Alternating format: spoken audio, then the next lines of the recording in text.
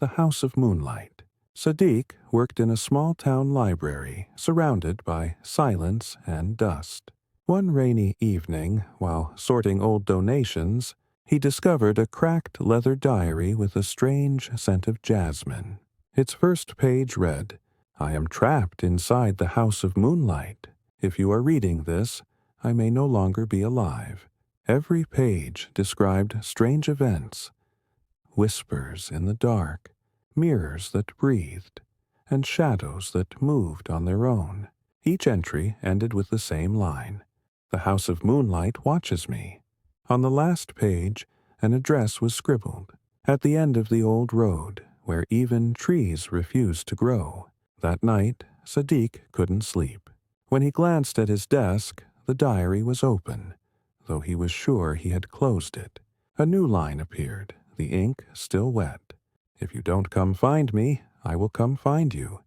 The next morning, he searched the town archives and found mention of a house built in 1922, known locally as Chandni Gar. When he asked an elderly clerk about it, the man grew pale. "Don't go there," he warned. "People who enter that house never return." But curiosity is a dangerous thing. That evening, under a pale moon, Sadiq followed the old road. The air grew colder, the forest quieter. Finally, he saw it. A decaying mansion standing alone in a field where nothing grew. The moonlight made its broken windows glow like eyes. The front door creaked open as if inviting him inside. The air was thick and damp. Dusty furniture stood under white sheets, and the floor groaned under his steps. "Hello?" he called. No answer. Only the faint sound of breathing that wasn't his.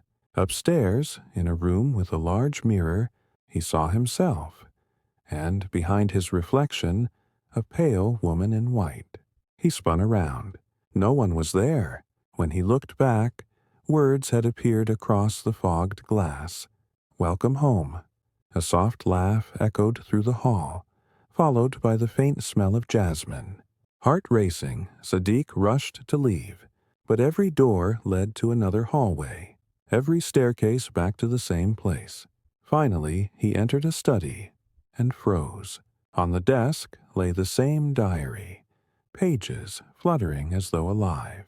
It stopped on a blank page, and new words appeared before his eyes. "You came for me.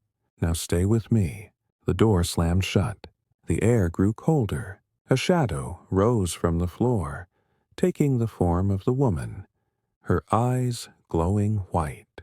"You finished my story," she whispered. "Now it's your turn to write." Before he could scream, darkness swallowed him whole. The next morning, the librarian found the front door open and Sadiq gone. Only the diary remained on his desk. She opened it and gasped. The first page had changed. Written in fresh ink were the words, "I am trapped inside the House of Moonlight. If you are reading this, I may no longer be alive." The end.